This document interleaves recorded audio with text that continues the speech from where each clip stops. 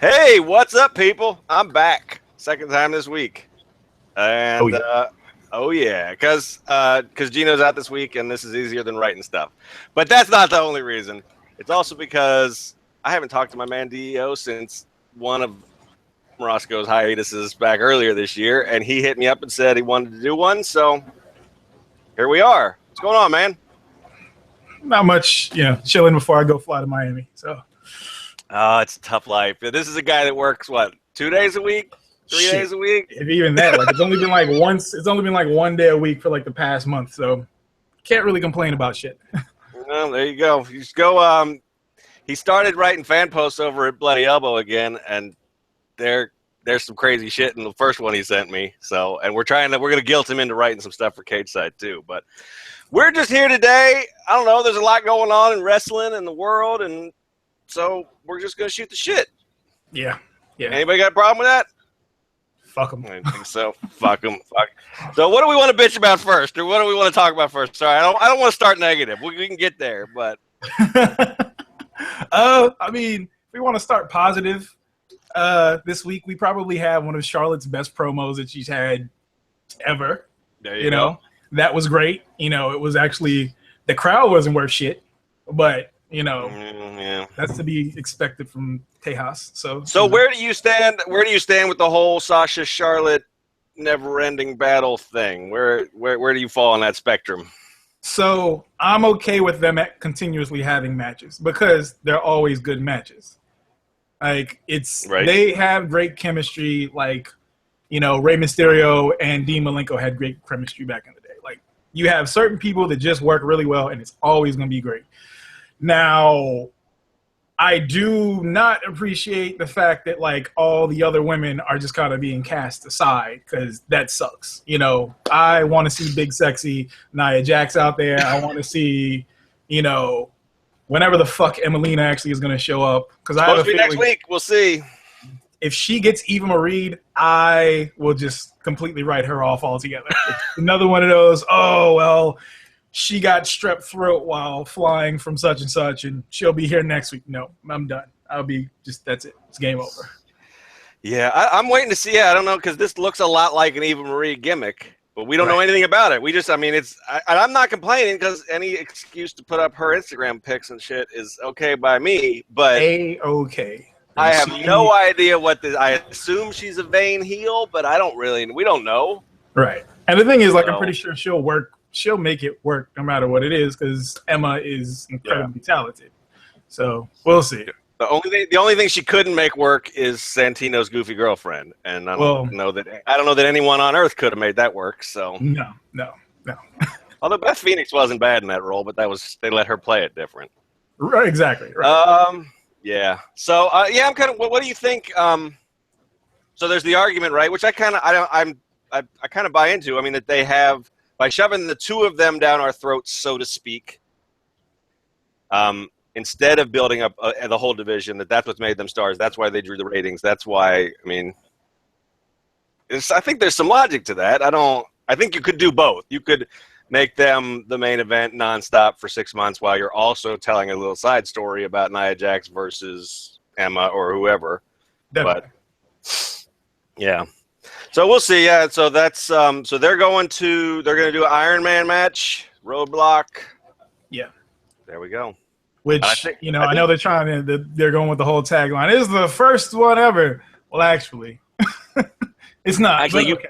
No, and you promoted the shit out of one that was a year ago right now. So, but right. It's like they bring up NXT all the time, but then at the same time, they act like it just never existed whatsoever. It's super selective. It's like they do everything. I mean, they do that with everything, though. I mean, it's whatever fits their fucking story. It doesn't. There's no empirical history with them. It's whatever they need it to be. Yeah, I'll be a geek for a second. It's kind of like Star Wars, how you had the main stuff that you saw on the screen, and then you had the extended universe that is no longer canon. No. But isn't now the new novels and comics and everything is canon, right? Everything that they put out now is all canon. Everything from Disney is canon, but everything that was pre-Disney isn't. Fucking right. Corporate America bullshit. All right. So that's it. Yeah. So that was good. What else? You like anything else on Raw? What the fuck else happened on? Shit. It's a long show. Well, it's a long show. Oh, okay. One thing. This whole Bailey giving a Bailey bear, which I hope isn't a thing, a Bailey bear to Cedric Alexander. Apparently, it's a bonus that you get in one of those loot crates, but they're not selling them. But it is something they're going to try to sell you. Yes, Bailey bear is a thing. Sorry. Damn it, man. But like, so I don't like relationship angles, period, because the WWE just they handle it like deserves zero trust on this matter. Like in just this same like last week, we've seen the whole Rusev Lana, you know, the whole thing of essentially Lana's just an object to be used. Like it's just like just something else. Like at least give Alicia Fox a different character outside of just being the crazy chick. Right. Because, you know, like there's a whole bunch of issues with the damn thing that I'm just like, no, it's terrible. Yeah, poor fucking Cedric, man. What did he do to deserve this? Not just that, but Noam Dar went out there and damn near died on the microphone, too.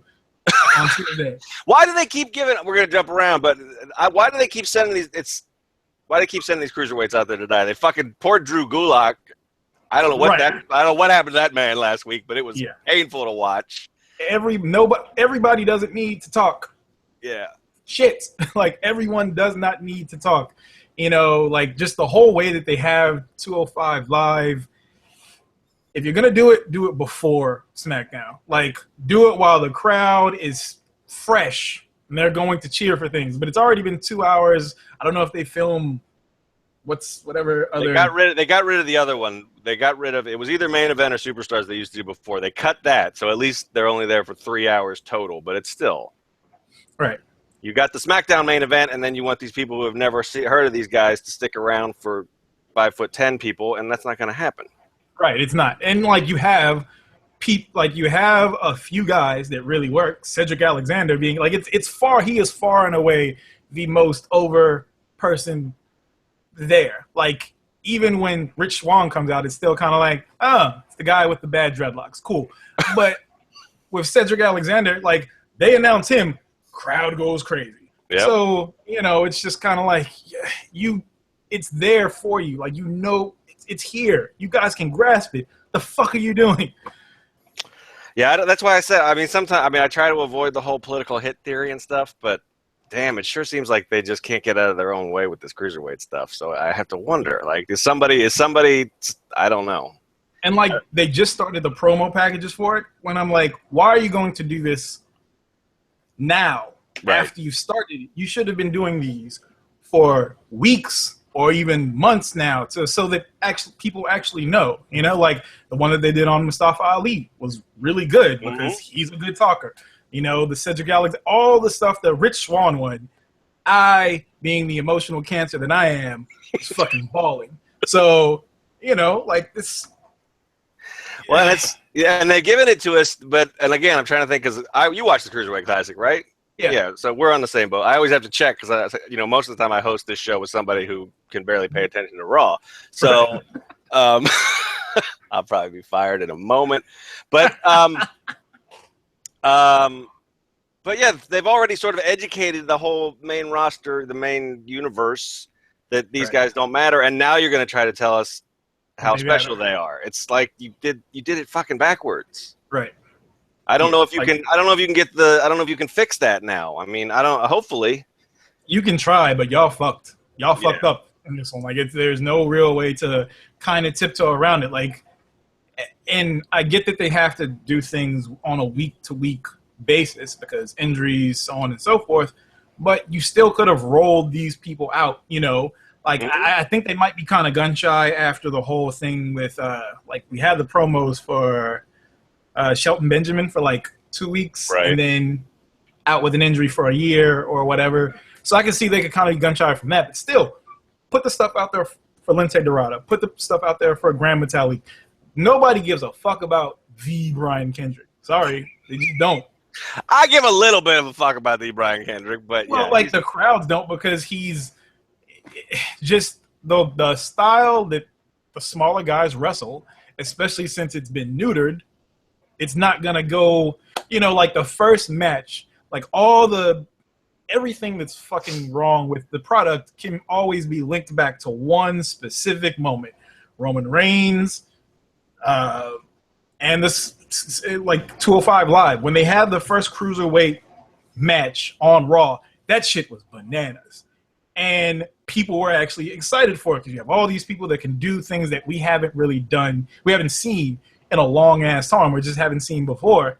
And then the next week it was just like, nope, Vince doesn't want this shit because people might get injured, or he doesn't want them to upstage the whoever comes on after Roman Reigns.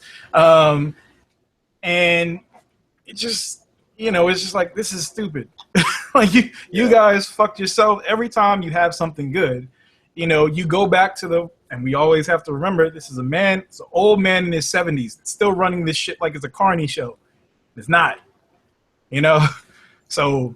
And there's nobody to tell him different. That's like the stuff going around today that like now he doesn't want to put indie stuff on the network. Like he changed his mind, but he might change it. It's like every story you hear about Vince is he changed his mind, but he might change it again. And I mean, and you see that in the product, right? Like you could have rolled the Cruiserweights out with a plan, like a set plan. Like here, we're going to do these vignettes, then we're going to do these matches, then we're going to build to this. Right. And maybe it would have failed, but at least you would have had a fucking plan, not this, right? Like shotgun shit week to week. They've done it with the whole Emelina thing. They did it with Eva Marie, where you've had these things for weeks that you tease, or with, what's his name? Curtis Hawkins. Yep. Fucking trash. Like, God. And he's already nothing. He's already pre-show bullshit, nothing. Exactly. All that build-up. All that build-up. And like, when they first happened, it was like, okay, cool. This actually looks like it could be an interesting character. And then it got weird, the last couple, and then once he showed up, we were like, oh, God. They saw what happened with Eva Marie. They thought that they could recreate it with another redhead, and it just doesn't fucking work. Yeah, but at least he's got a cane. Oh, yeah, he's got a cane, and he has the haircut of every hipster on Instagram. And he's fucking my age, so that's not really a good look for you, yeah. I guess if you're trying to be a douchebag, that's the way to do it. Be a 40-year-old with a 20-year-old haircut. So, right. Oh, God damn. What? All right. So that was. So you touched on it. So Enzo and Lana and. Oh yeah, that was. So one, it was uncomfortable to watch. Like, it just was not comfortable whatsoever. It's just like. There were so many questions. Of course, pro wrestling exists in a kind of like a parallel universe where cameras are everywhere. But still, the fact that he shows up to, he shows up to the hotel, there's a camera there. They get in the hotel, there's a camera there. Two, Cash is not going to know Enzo's phone number right off the bat. Nobody fucking remembers phone numbers in this day and age. So, like, you had that, and then the whole thing, like, I have issues with just, I don't know what the fuck Lana did again to end up in this role, because I don't give a fuck what anybody says. She is being used as a tool, as an object, just to further a storyline. She's not actually being treated like a person, how she was initially. Like, when she first showed up, she was strong, powerful, and she was the one that actually controlled Rusev. Yep. Now, she's just a thing that he uses in order to, beat people up and drag them out into the hallway so that he can go back inside and fuck his wife. And it's like, what is... Yeah, well, this has been going on for a while, but the whole "you're the only man that can have me" thing, that's basically her catchphrase now. Yeah, and which is gross. Very gross. Also, Enzo can't do a Ric Flair woo. Oh, it was horrible, right? It was terrible. I couldn't even decide whether I was upset about that scene because he's going, wow! Right, I was like, what is this? What are you doing, sir? Some sort of wounded coyote shit or something. It was horrible. Who can't do a woo? I don't know. That's the, like... It's basic. I mean... If every single crowd that you go to, everybody in the audience can do it properly, but you, one of the... Right. I won't say one of the best talkers, because he can't go back and forth with people. He's got a ton... He is... let's see. So like in battle rap right now, you have people that all of the stuff that they have are written, and then you have people that can actually rebuttal, improvise. Improvise. Yep. He's not one of those people that can improvise. He's got all written stuff. So it's just like, if you're so good at actually orating, then you should be able to at least do one of the most world-renowned chants in pro wrestling history. Like, it's just ridiculous. Maybe he can't say what either. Maybe he can't do a what chant. Something there. It's his kryptonite. Yeah, I don't. Something. I mean, he's a gifted talker. I don't know. That's a whole nother. Yeah. He's got to. Yeah, I don't know. His whole routine is just problematic. Just put that label on. And it has been from. I mean, he showed up in NXT. They were heels. He was supposed to be like, you were supposed to laugh at him, not with him. And then, of course, wrestling crowds. So, and now he's the biggest babyface, and that's some of the problems can be traced right to that. Yeah. The woo. I forgot about the woo. Yeah, that was horrible. God, that was. Man. Yeah. So I mean, what's the end game here? Is it Cass going over Rusev at some point? I mean, that's what I'm guessing. Like, I'm guessing that they're just going to use this as a stepping stone for Cass. And like, don't get me wrong, Cass is very talented, but Cass, it's a package deal. Like, these are two characters that cannot survive on their own. They just can't. Eventually, of course, the WWE, they're going to split everybody. Just like they split up, they're in the process of splitting up everybody's favorite BFFs, Kevin Owens and Chris Jericho. But like, who I was right about and you were wrong about, by the way. Because it got better. Like, I know. It was bad for a while, and then it was like, oh, he's actually WCW Chris Jericho now.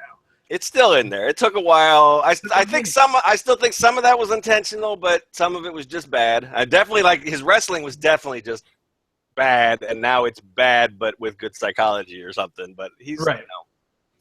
I had to bring that up. But yeah, like, I don't know what the end game is here. Like, I'm pretty sure it's just gonna be a stepping stone for Cass, who I don't really know where he goes after that. Does he? They're not going to have him take the title off of Roman Reigns, or I don't see him as like. I mean, I like Cass a lot, but I don't see him as like main event guy. No. If they still had like the TV title, sure, I can definitely see that. But maybe the US title. That's I can see that. Yeah. But like anything above that, he's not an IC guy. He's not a universal galactic, intergalactic planetary. Like, we don't. He's not one of those guys. So I mean, unless he's got another level we haven't seen yet. I mean, which is, I guess, is possible. But right now, all these big guys that they're hyped on, I don't know.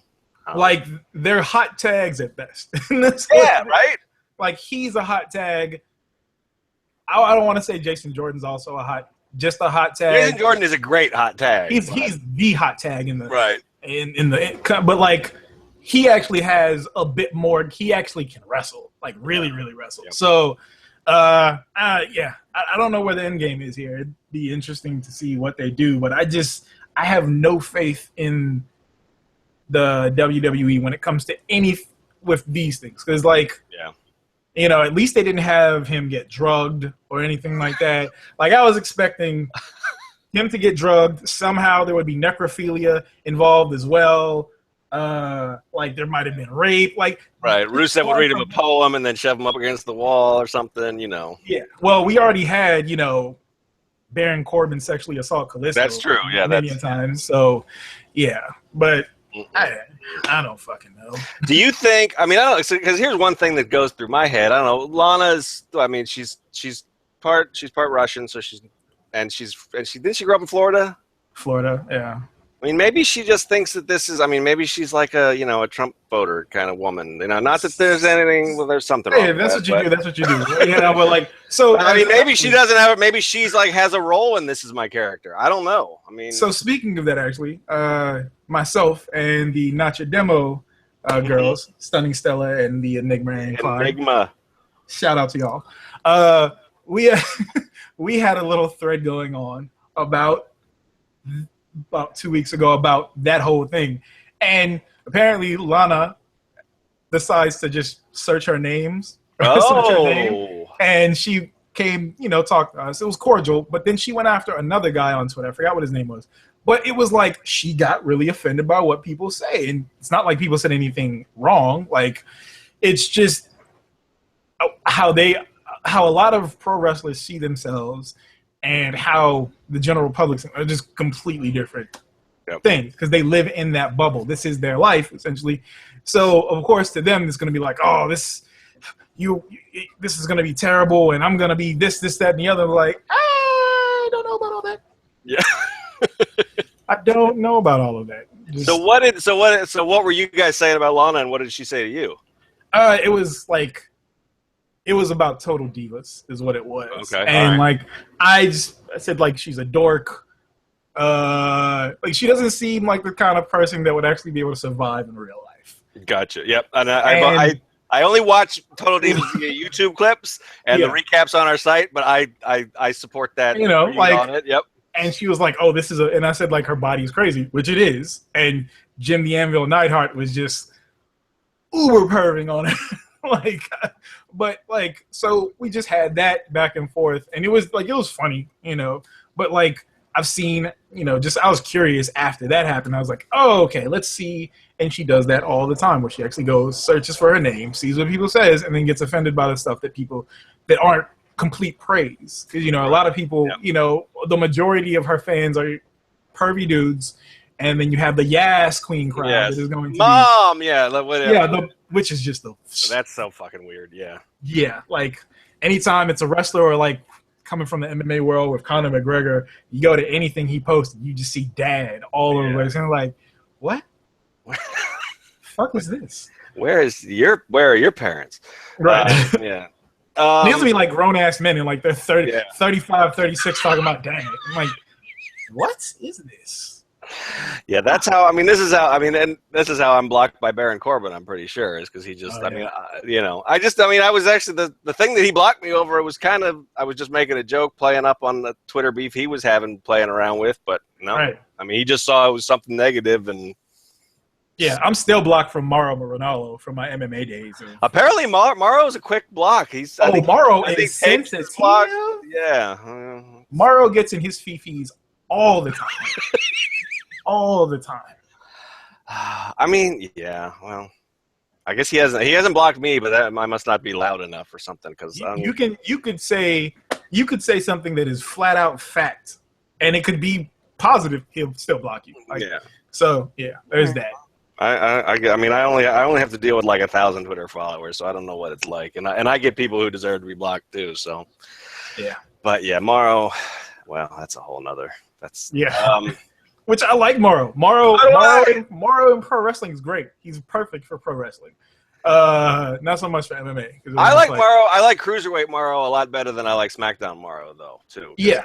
He doesn't, and he just doesn't have time to throw in a million Drake references or whatever else he's decided. Yeah. Whatever else from the hip hop world he Googled that week. Right.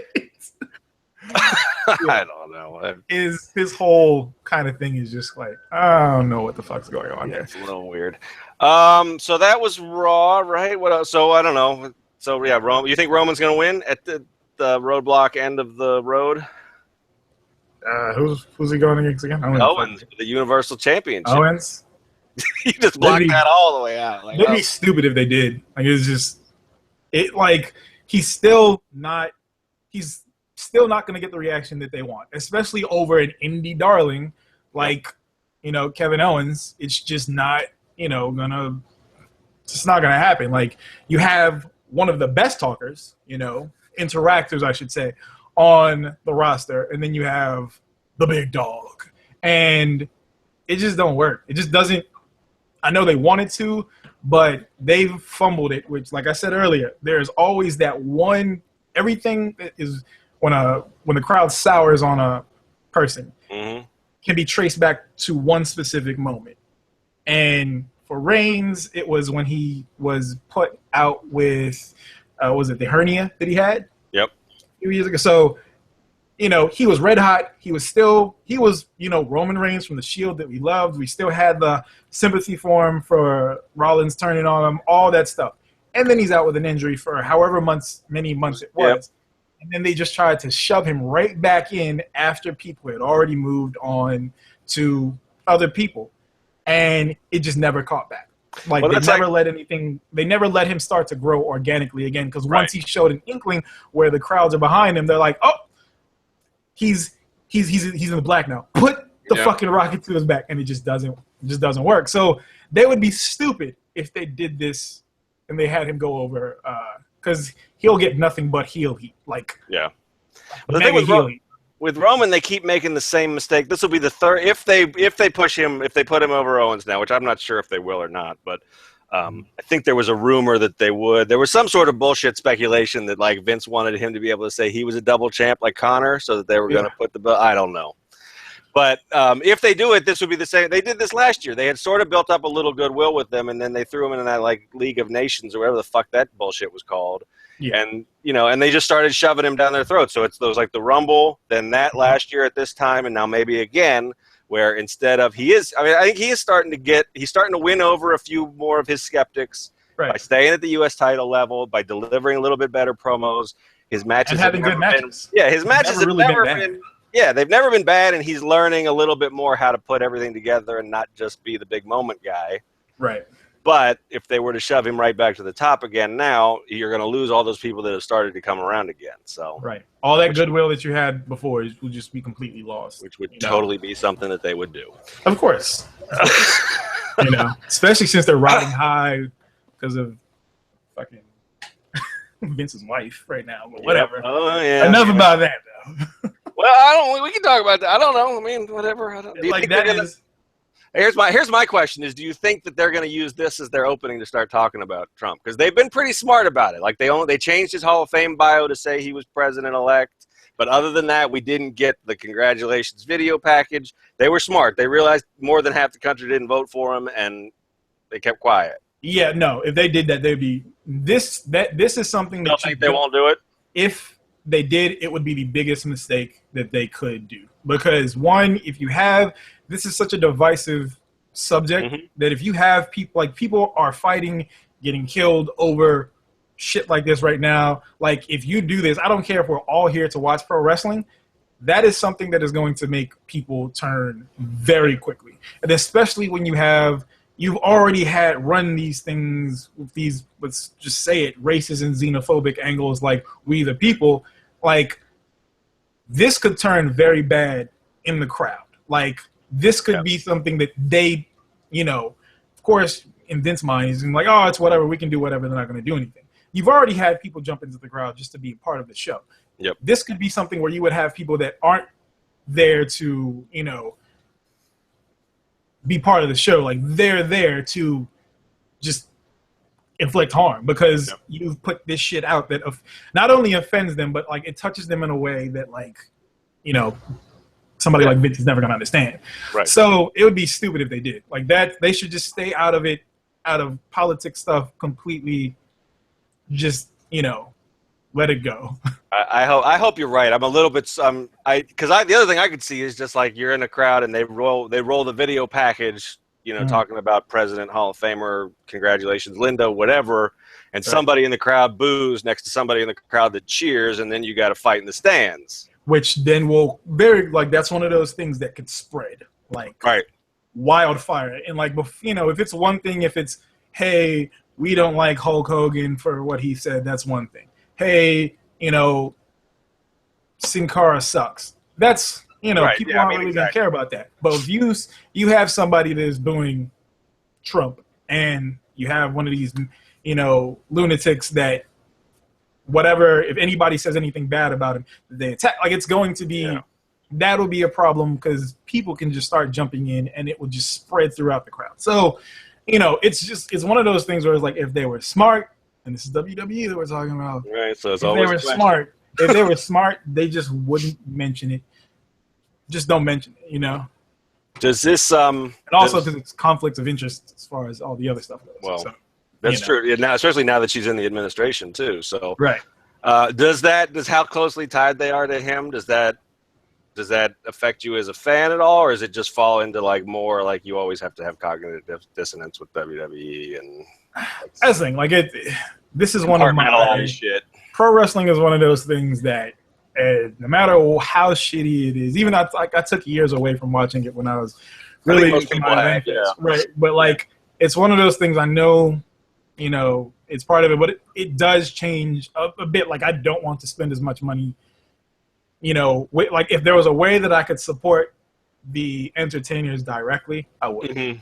Yeah. You know, but like I don't really want to support, you know, especially like what she's put in place is like the small business administration, when she's essentially done, her family's done essentially everything that they could to screw over small business people for as long as possible. And continue to do it, And continue to do so. So it's like, I don't want, you know, I still want to watch and support the entertainers because essentially they're fucked over. But I do feel a kind of way about, you know, supporting the shit that's going to come along with that, you know. So yeah, because I think I saw. I mean, Aaron was trying to was thinking, the Enigma was thinking about that, like thinking out loud about how to do that yesterday. So that right. I mean, I don't know. With me, it's just like, I don't know. Wrestling is a constant. I constantly have to compartmentalize that shit. So I guess it's more of the same. But yeah, it does. Yeah, I don't know. Anyway. Yeah, it's one of those shitty situations. So what happened on SmackDown? We haven't talked in a while. Are you an Ellsworth fan? No. So okay. I was an Ellsworth fan in the beginning. And I did want them to sign him. Okay. But I don't want him to be main event stuff. Like, you sign him and you keep him on as a Gilbert type character. Like, keep him as comedy and that's it. Don't inject him into, you know, big feuds, because I don't want to see a AJ Styles versus Dean Ambrose versus Ellsworth main event, like at a pay-per-view. It's stupid.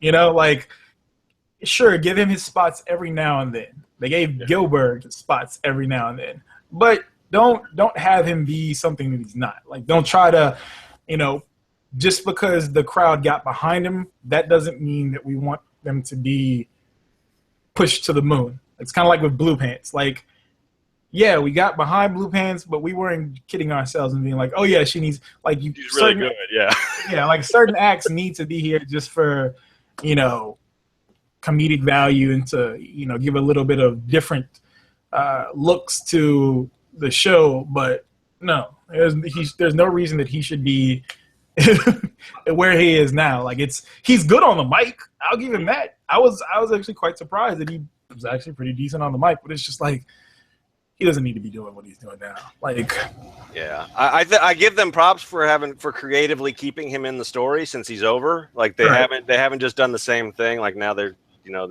he's delusional and this stuff. But I'm sort of with you though, because there's a couple of, one is like, you could be pushing somebody else with the time he's getting. Right.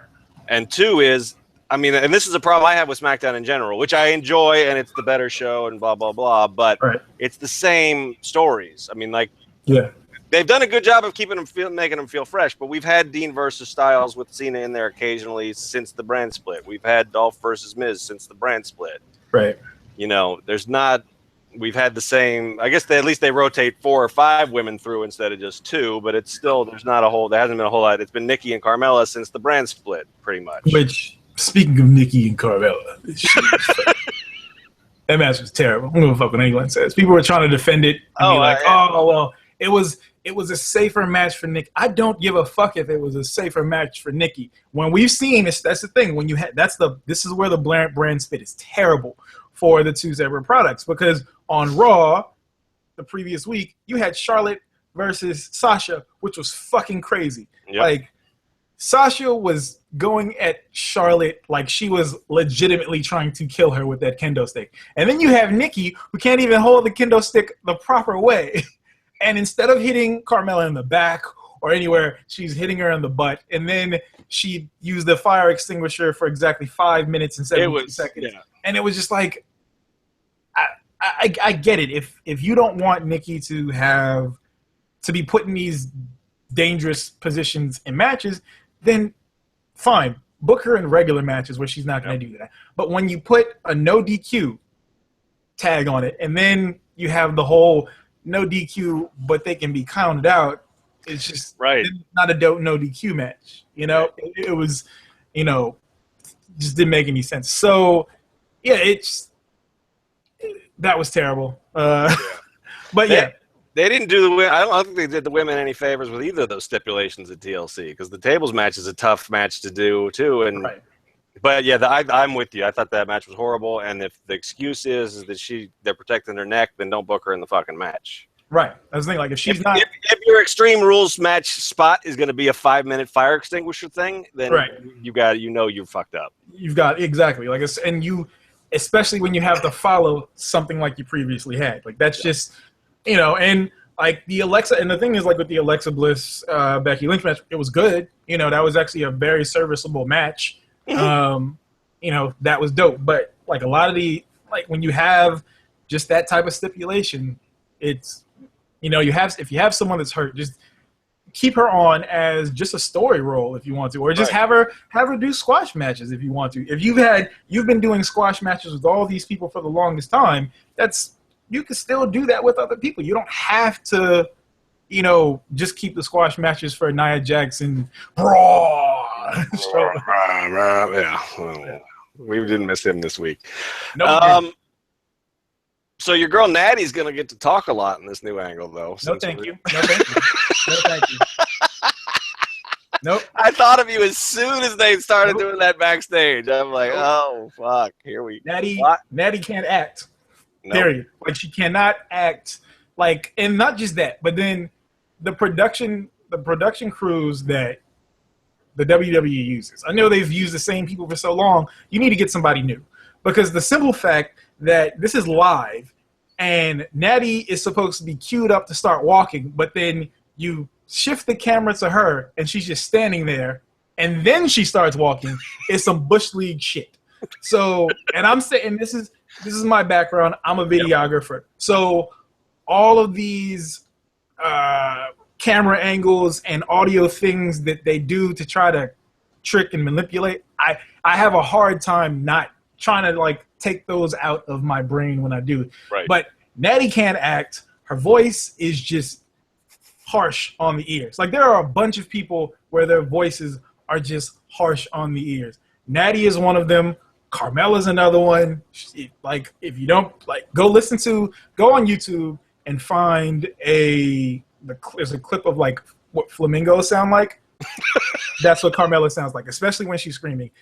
Natty is very nasally in how she speaks. Kurt Hawkins is another one. I can't stand how he speaks, just because I listen to people for a living. So it's just like, it just, but yeah, Natty talking is just like, if you keep her as Crazy Cat Lady Natty, sure, I'm cool with it because she's Crazy Cat Lady.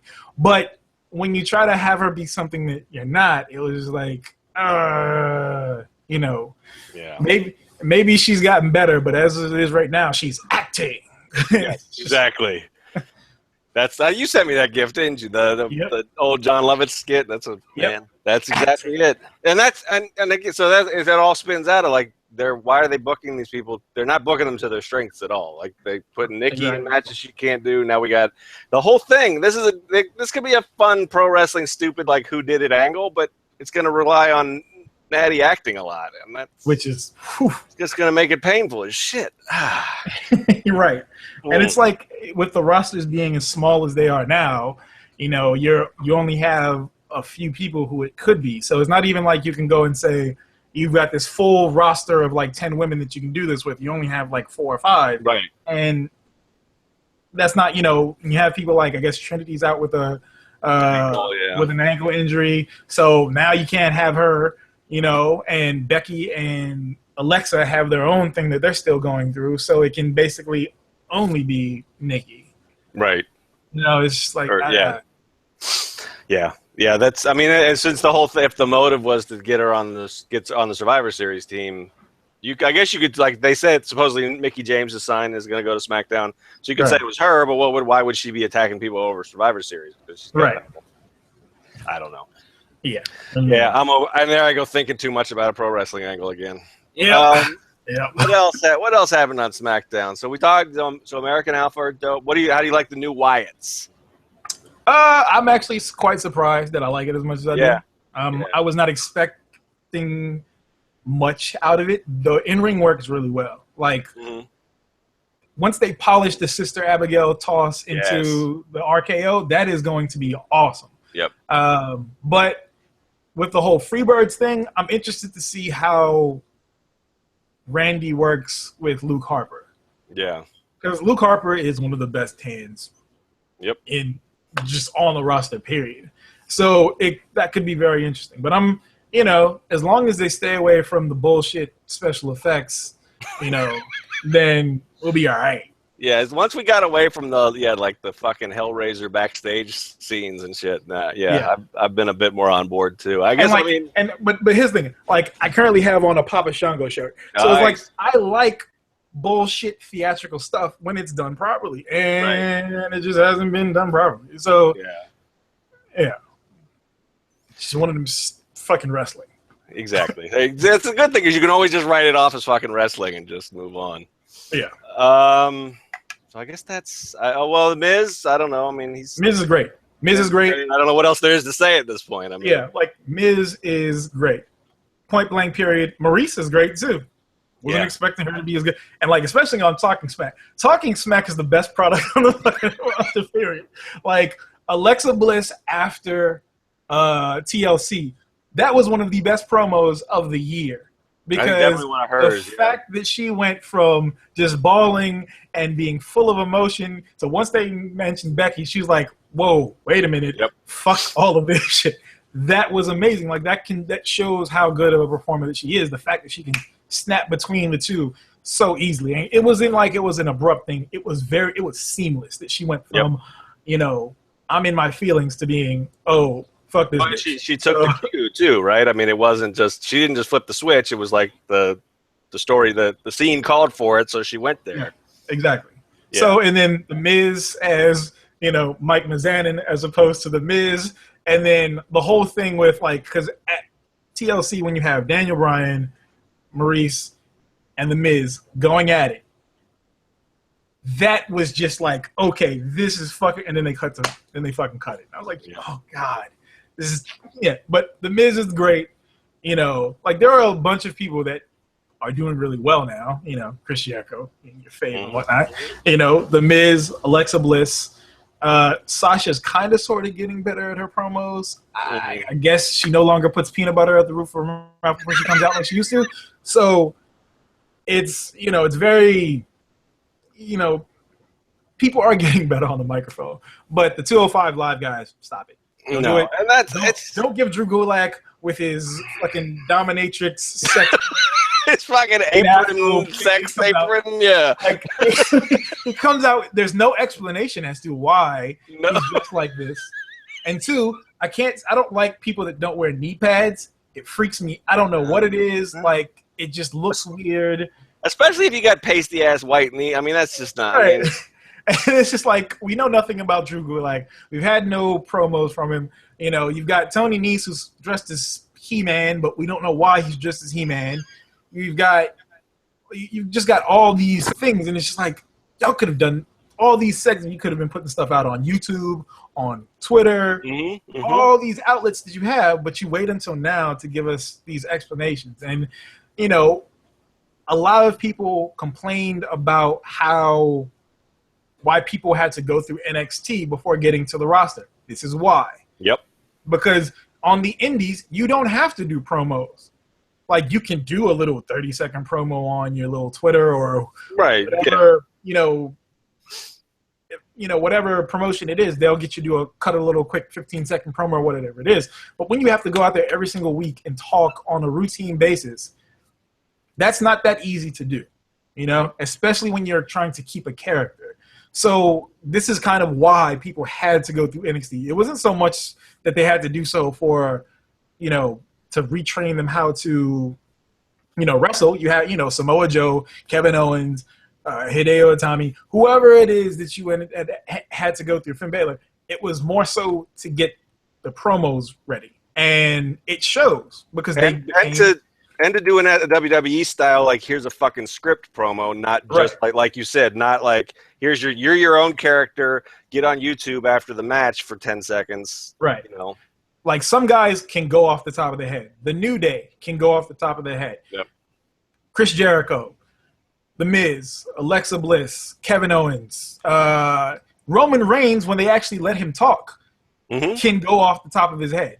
But, you know, then he reverts back to suffering succotash and I'm the big dog and the guy, you know. Yeah. But, yeah, like, just 205 Live guys, don't give them microphones anymore. It's fucking, oh, God. It's just. Yeah. Yeah. It's painful. Oh, yeah. Well, NXT was decent, though. It was good, yeah. I mean, I think they're getting back to where it'll be good. I don't know what do you think about the Joe Nakamura matches?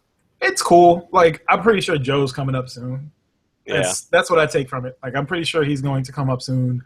Like I know they have to slowly build a lot of people. Ember Moon is in-ring wise is ready. I don't, when you have a lot of these people that are just good at it, but then when you have people that don't come from a pro wrestling background, the Liv Morgans, the fitness models and cheerleaders and such, that they're going to need their time.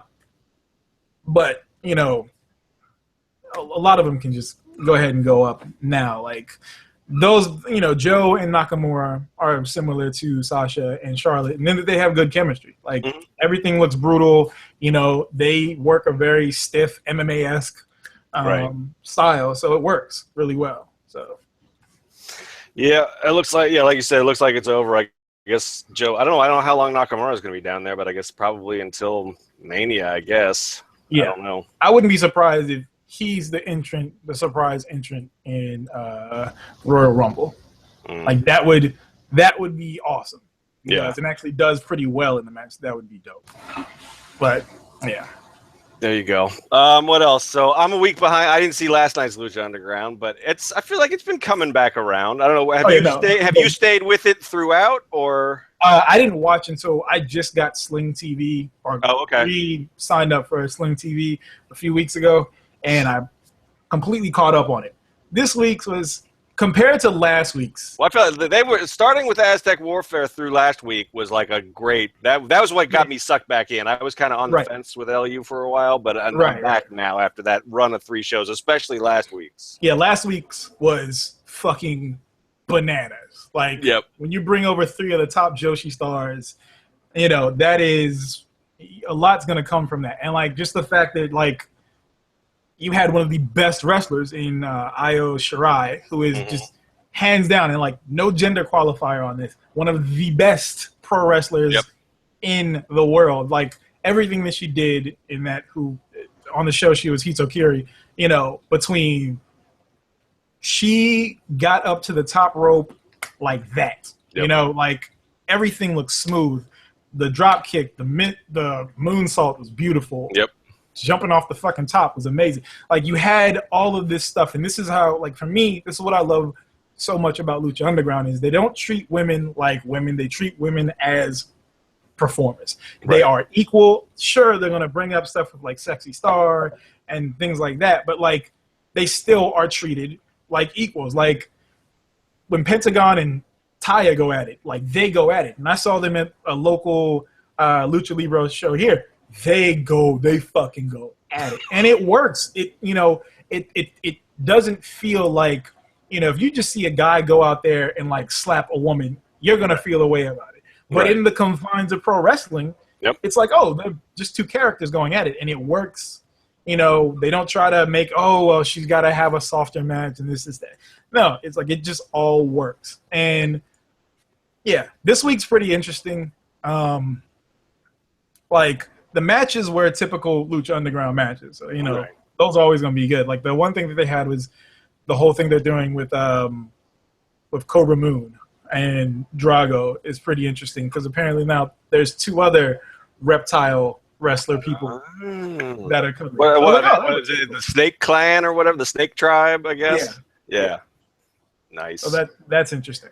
Yeah. I mean, that's what I love about Lucha Underground, and and Lucha Libre in general, right, is they take it. It's like an action movie. It's like a comic book. Like I don't worry if She-Hulk's gonna fight the Scorpion in the Marvel comic. I don't trip about the fact that I hope Scorpion doesn't hit her too hard because I know they both. I mean, I just throw it out the window, and it's the same thing with Lucha Underground. It's like everybody here has got some sort of weird power, and And if you present it like that and you're consistent in it, to me, Sexy Star is probably the biggest problem because, one, she's not the greatest wrestler in the world. I'm not going to trash her the way a lot of people have, but she's not the greatest wrestler in the world. And she's got this, I mean, it's the whole, I don't know, her little rape survivor story isn't the greatest thing in the world. But the less that they bring that up, the better. But especially if you're going to have Matt Stryker be the one talking about it. So. Which is terrible. I know some people are starting to come around on Stryker, but fuck that guy.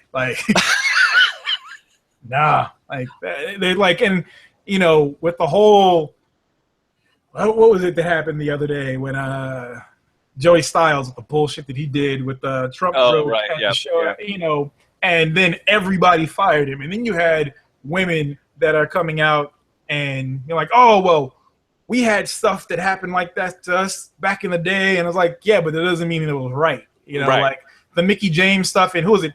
Dawn Marie was the other one. Dawn Marie. Yeah. Of all people. There are literally Dawn Marie and then Francine as well. I remember back in the days of ECW, Francine, Tommy Dreamer actually grabbed her by the pussy. Literally had his hands on her vagina. To a big pop. A very big pop. That's not cool, Right. So you have all it's just shit like that needs to be left in the past. And, we need to move forward. So, Stryker's not the person that you need to have, when you're doing that. And then plus, last week, the whole, this really wasn't problematic, but just the fact that, Vampiro was getting off on all the violence. Those groans and moans are going to be burned in my psyche until I die. So... Yeah, I would take that, contrast Vampiro, I guess, getting off on the fact that his ex-student was getting an ass beating versus, the Enzo and Lana stuff. One is uncomfortable that I'm okay with because it fits with everything else, and it's, I don't know. Yeah. But it is, it is uncomfortable. But, I don't know. Actually, I didn't want to think about that anymore, but. Yeah. Oh shit! Yeah. What else? I don't know. What are you? Are you a Flow Slam subscriber? Not yet. I might give it a try every now and then, but as it is now, there's too much pro wrestling. Yep. It's the thing that we used to say about the UFC that people vehemently wanted to deny, but it's oversaturated. Mm-hmm. Everywhere you have, if you watch. All the WWE product, and say there's a pay-per-view, so that's gonna be 4 hours that you have there. Yep. Plus, you have 4 or 3 hours of Raw. If you watch the pre-show, that's gonna be an extra 15-20 minutes. If you watch the after show, that's another 15 to 30 minutes. Then you've got SmackDown, that's 2 hours. Then you have 205 Live, that's another hour. You have Talking Smack, then you have NXT the following day. Yep. That's just WWE. That is a lot of wrestling to watch. Then we also watch Lucha Underground. If you're subscribed to New Japan, a New Japan show is 72 hours. Yep. Then, you've got all these other, if you watch, LOL TNA or what's the other one? Ring of Honor. If you watch all of those things, that is a lot of pro wrestling to watch and keep track of. It is nigh impossible, to do this. It's just, it's a lot. So, I might do Flow Slam stuff every now and then if there's something that I really need to watch, or somebody's hey, go check this out because it's a really, so and so's really good. Yeah. He's up and coming. Check this out. Sure, I'll do that on one-offs. But now it's just it's just too much wrestling. And I don't. I mean, now that you mention it, I haven't done it yet either for the exact same reason. But there's no reason not to, because I think if you subscribe, you get the archive. So there's no reason to just not pay $20 for a month. binge some shit you've been meaning to watch, let it lapse, and then, I mean, I know you get a deal on subscribing for the year, but... Yeah, but that's what I do with HBO. Like, I subscribe to HBO just for the month or two that Game of Thrones is on. Yeah.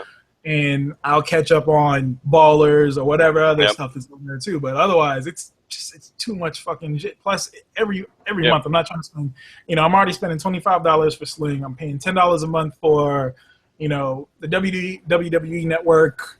If I'm into the UFC at the time, $10 there, $10 or $11 for Hulu without the commercials, Netflix, all these, it adds up, and it's like it's too much. That's what. Yeah, I mean, we cut the cord a long time ago, but I feel like I'm getting close to where I'm almost as much as I was paying for cable. Because by the time you get your internet access, which I only got one choice for that, fucking thank you Comcast in Baltimore, and then the $10 to $20 everywhere else, I'm almost back to where I was paying for a full cable. Where I was before, right? Yeah. So.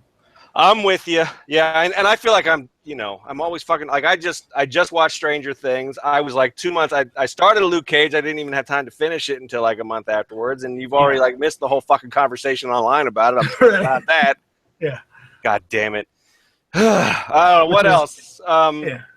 So you're writing your stuff. So where are you with the UFC these days? I mean, are you still I still keep track. I still watch stuff here, and like if it's something on Fight Pass or on, since I have Sling now, if it's something that's on FS1, I'll watch that. Even though the pacing's terrible, you start watching at 6:30, 7 o'clock, and you're not done until what was it, 1:30 in the morning, 2 o'clock the other day. So it's like it waxes and wanes because it's just like, fuck, dude, this is way too much fucking fighting in one day. And then there's a billion commercials and shit. Like, special stuff happens all the time now, like, especially with Conor McGregor. But he cut the promo that he cut after winning both the lightweight title, one of the best promos in history. Like, I'd like to apologize to absolutely no one. The two-belt champ does whatever the fuck he wants. Walked off. Gangster shit. So...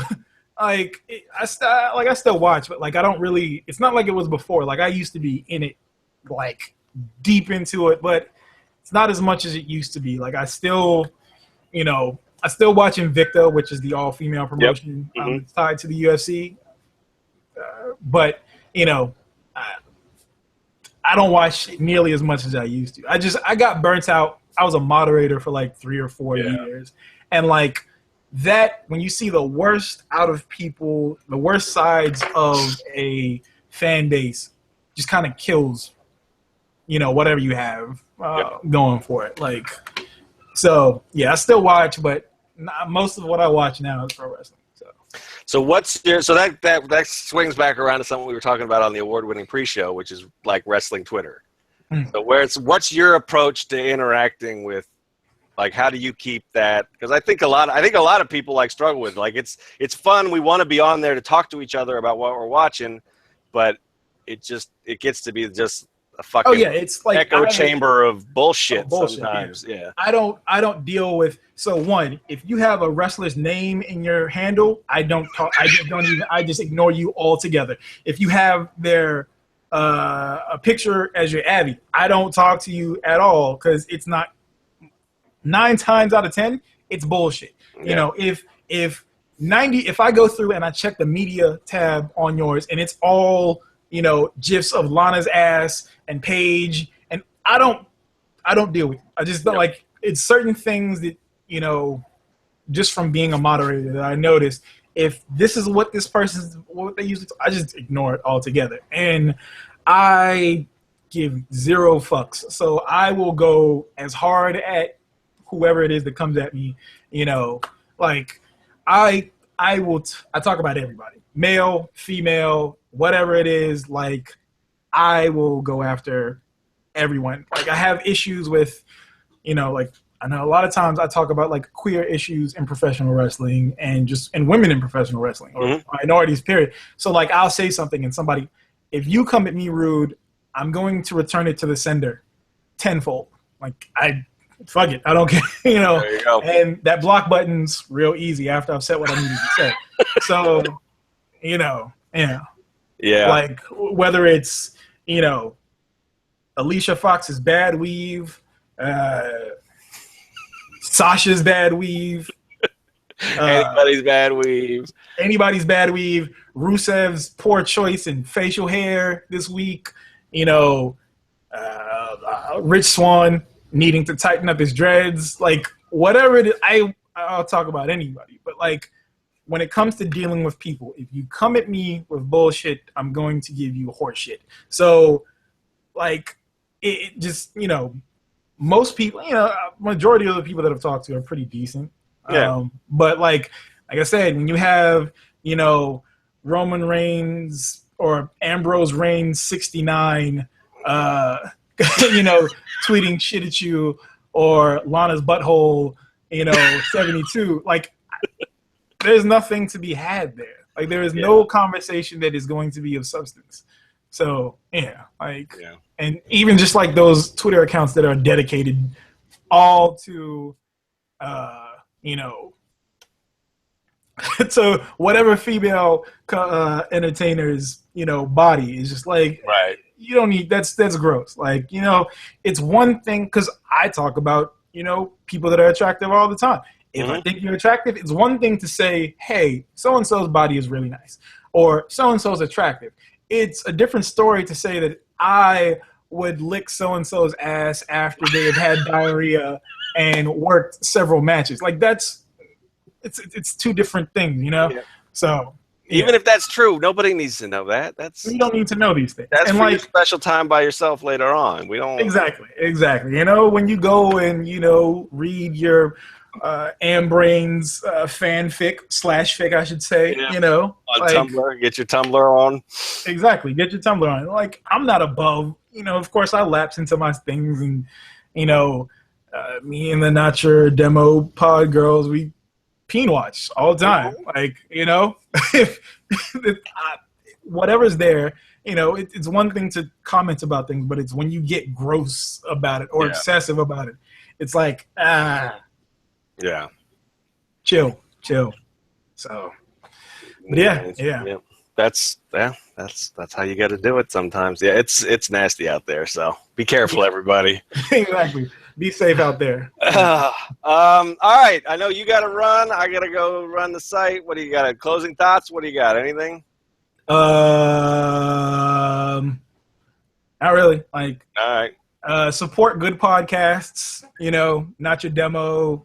Last Mark Standing. Are you yeah. Support the ladies that just got mentioned. Are you in Doors doing one, or did you do one? We were, but logistical stuff came about, so that's not gonna happen. But, you know, damn it. Yeah, it's cool. Like, eventually I'll find a way so that people can hear my dulcet tunes on there you go, on the airwaves. So we'll drag you on here every once in a while, and, you know, hopefully you're gonna write. Are you gonna write something for us? Yeah. Once I figure out a subject, I'll start writing stuff. All right. So bother him. Hit him up on Twitter. He'll probably throw some horse shit your way, but hit him up on Twitter and try to guilt him into doing it. And since I've got so much fucking time, like, literally, I work, like, this month, I think I probably worked like maybe 18, 19 hours. So. All right. We all hate him now. So that's have a safe flight, motherfucker. Appreciate it. All right.